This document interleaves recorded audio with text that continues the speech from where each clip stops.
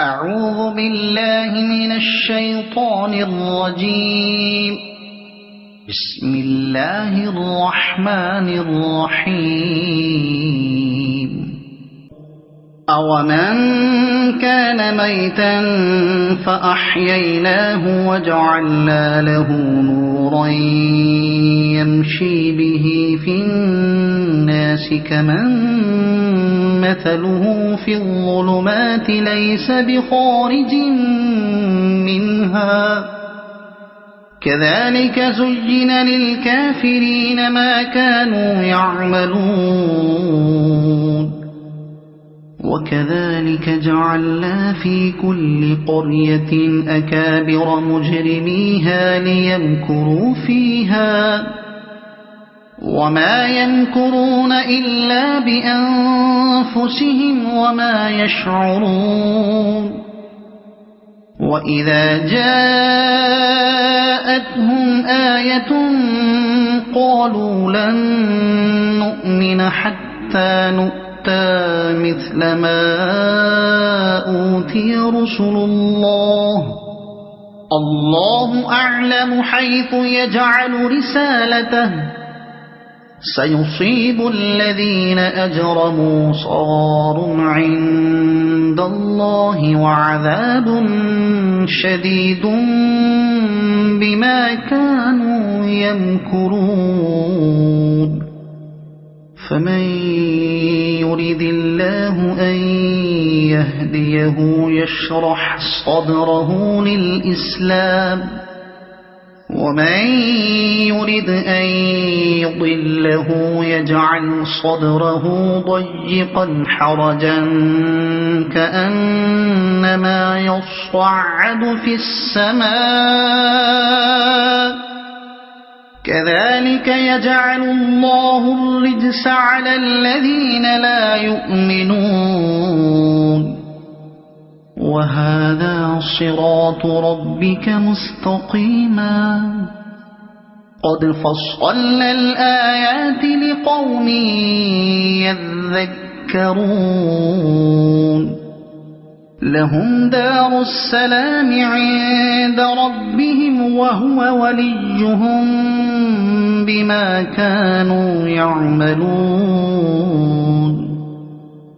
وَيَوْمَ يَحْشُرُهُمْ جَمِيعًا يَا مَعْشَرَ الْجِنِّ قَدِ اسْتَكْثَرْتُم مِّنَ الْإِنسِ وَقَالَ أَوْلِيَاؤُهُم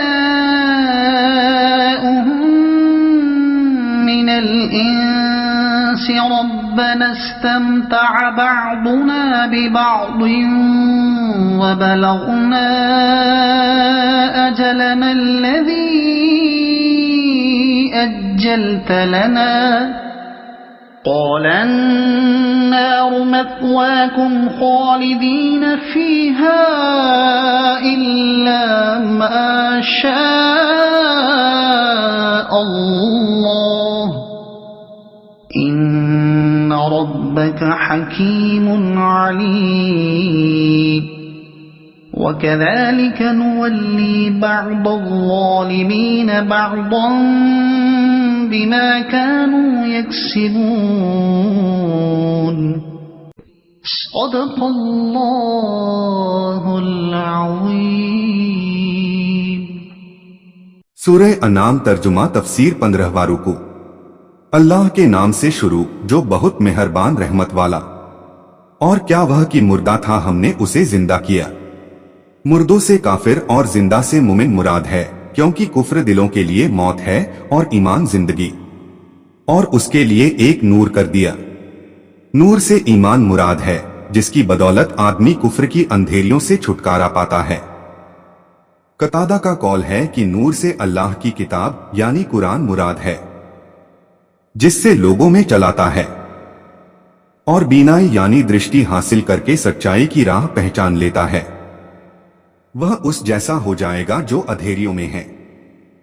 کفر و جہالت اور دل کے اندھے پن کی یہ ایک مثال ہے، جس میں مومن اور کافر کا حال بیان فرمایا گیا ہے کہ ہدایت پانے والا مومن اس مردے کی طرح ہے جس نے زندگی پائی اور اس کو نور ملا جس سے وہ اپنی منزل کی راہ پاتا ہے، और काफिर की मिसाल उसकी तरह है जो तरह तरह की अंधेरियों में गिरफ्तार हुआ और उनसे निकल न सके, हमेशा हैरत में पड़ा रहे।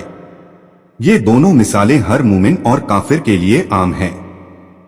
अगरचे हजरत इब्ने अब्बास रदियल्लाहु अन्हुमा के कौल के मुताबिक इनके उतरने की परिस्थिति यह है कि अबू जहल ने एक रोज सैयदे आलम सल्लल्लाहु अलैहि वसल्लम पर कोई नापाक चीज फेंकी थी। उस रोज हजरत अमीर हमजा रदियल्लाहु अन्हु शिकार को गए हुए थे।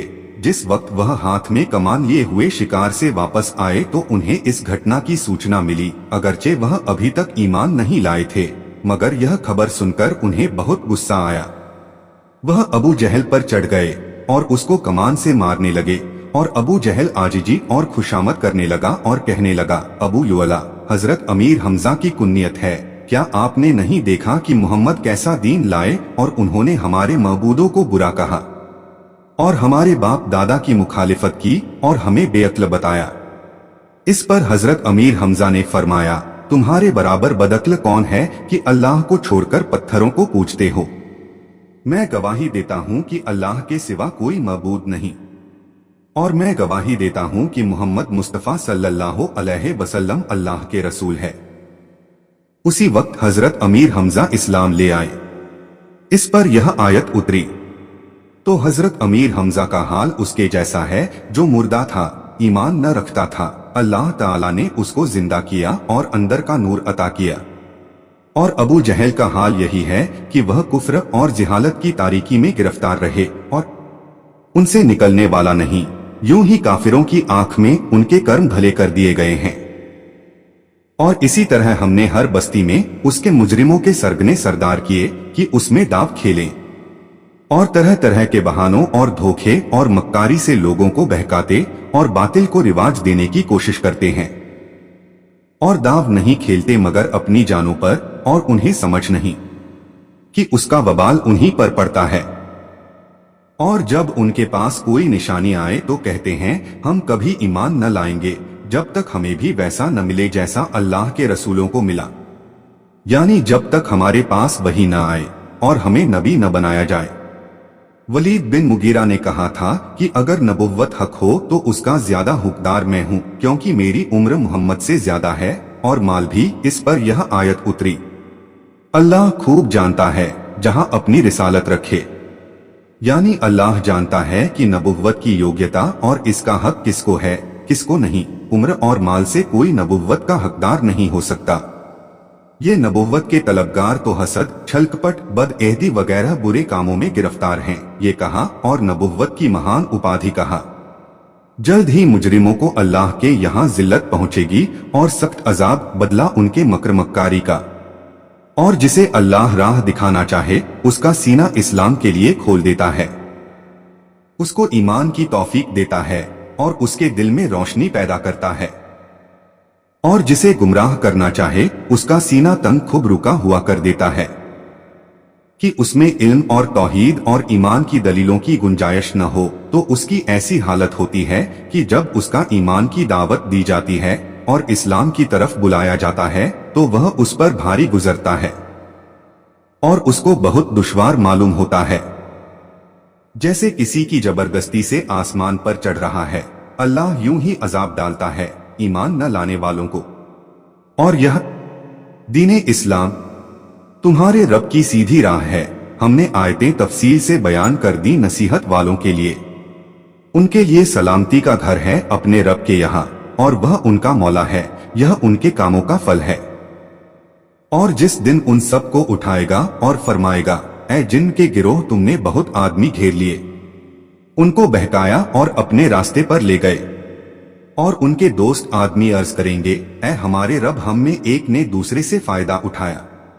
इस तरह की इंसानों ने वासनाओं और गुनाहों में उनसे मदद पाई, और जिन्हों ने इंसानों को अपना मुतीय बनाया, आखिरकार उसका नतीजा पाया। और हम अपनी उस मियाद मुद्दत को पहुंच गए जो तूने हमारे लिए मुकर्रर फरमाई थी। वक्त गुजर गया, कयामत का दिन आ गया, हसरत और शर्मिंदगी बाकी रह गई। फरमाएगा, आग तुम्हारा ठिकाना है, हमेशा उसमें रहो मगर जिसे खुदा चाहे। हजरत इब्ने अब्बास रदी अल्लाह अन्हुमा ने फरमाया कि यह छूट उस कौम की तरफ पलटती है जिसकी निस्बत अल्लाह के इल्म में है कि वो इस्लाम लाएंगे और नबी करीम सल्लल्लाहु अलैहि वसल्लम की तस्दीक करेंगे और जहन्नम से निकाले जाएंगे। महबूब, बेशक तुम्हारा रब हिकमत वाला इल्म वाला है। और यूं ही हम जालिमों में एक को दूसरे पर मुसल्लत सवार करते हैं, बदला उनके किए का।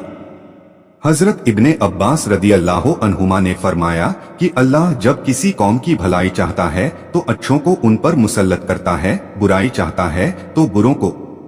इससे यह नतीजा निकलता है कि जो कौम जालिम होती है उस पर जालिम बादशाह मुसल्लत किया जाता है। तो जो उस जालिम के पंजे से रिहाई चाहें उन्हें चाहिए कि जुल्म करना छोड़ दें। अल्लाह अज्जव जल्ला ने सच फरमाया। तर्जुमा और तफसीर कंजुल ईमान। अल्लाह की बारगाह में दुआ है कि अल्लाह अज्जव जल्ला हम सभी को कुरान और इस्लाम के मुताबिक जिंदगी गुजारने की तौफीक अता फरमाए। आमीन। और कोशिश कीजिएगा कुरान शरीफ को समझने की। वीडियो को सवाब की नीयत से आगे शेयर करें ताकि कयामत तक सदकाए जारिया का सवाब आपको भी मिलता रहे और ये आपके और मेरे, हम सभी के नजात का जरिया बने। कुरान शरीफ की और ज्यादा मालूमात के लिए हमारे चैनल नसीम वॉइस सरखेज को सब्सक्राइब जरूर करें। इंशा अल्लाह मिलते हैं अगले वीडियो में। अल्लाह हाफिज।